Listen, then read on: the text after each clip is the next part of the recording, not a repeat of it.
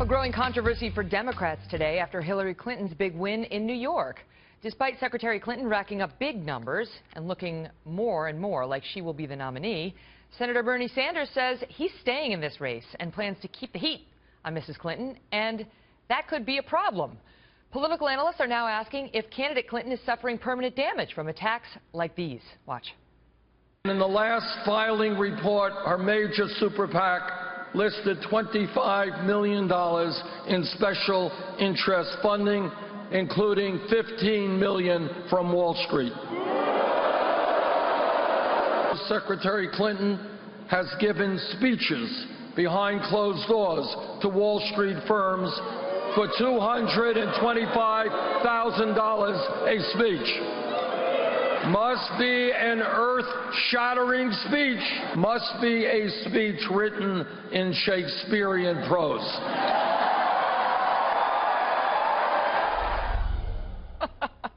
Joining me now, Democratic National Committee Chair and Florida Congresswoman Debbie Wasserman Schultz. Great to see you. So, thanks. You got to give him points on that one, Shakespearean prose, although who would pay $225,000 to listen to that?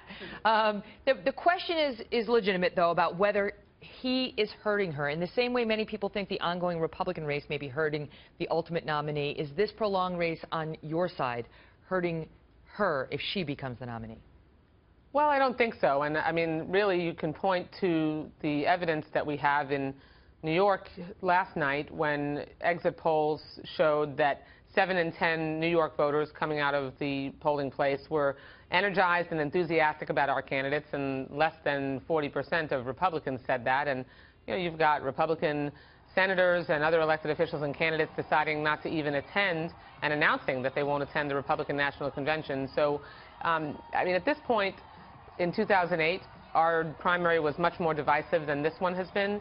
And while I'm very proud of both of our candidates for really focusing on substantive issues in our debates and throughout this campaign, I do continue to caution them to not really get intense and divisive so that it harms our ability to come back together.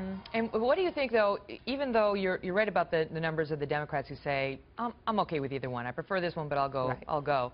Her negatives are going up. I mean, they always go up in these contests, but her negatives are pretty high, Chairwoman. Her image is at record lows or near record lows among many major demographic groups. Men, she's minus 40. Women, she's minus 9. Whites, she's minus 39. White women, minus 25. White men, she's at minus 72. These are record numbers, especially compared to Barack Obama 4 and 8 years ago. Well, I mean, Megan, bottom line, you do the head-to-head matchup, and either one of our candidates beats any of the Republican candidates. And when you are looking at energy and enthusiasm, that's really what is helping voters decide whether they're going to go out and be motivated enough to vote for a candidate, work for a candidate, organize, knock on doors, make phone calls. And so those are the kinds of stats that I want to see when it comes to the momentum that either one of our candidates is going to have going into a general election, going into the convention, and ultimately going head-to-head with the Republican nominee. And you know, the Republicans are still at civil war. You know, Donald Trump, who's almost for sure going to be their nominee, has been at the throat of Reince Priebus and the rest of the RNC. So they're not talking about substantive issues. They're mired in chaos. And so that contrast is going to bode well for us when it comes to a general election, because we're getting ready to make sure we can be prepared for the general election, and they're still fighting. Last question. Hillary got in some trouble recently, and she did a skit with Mayor Bill de Blasio here in New York where he made a reference to CP, and that is understood as a racial slur, colored people. It should be said, is married to a person of color and has 2 children who are also. But they played it off like they meant cautious politician. And then she came under fire for participating in this, even from some of her advocates. Did she make a mistake? You know, I've been asked over and over to comment on different aspects or things that each of our candidates have said. I just think it's not appropriate for me to weigh in on things like that. That's better asked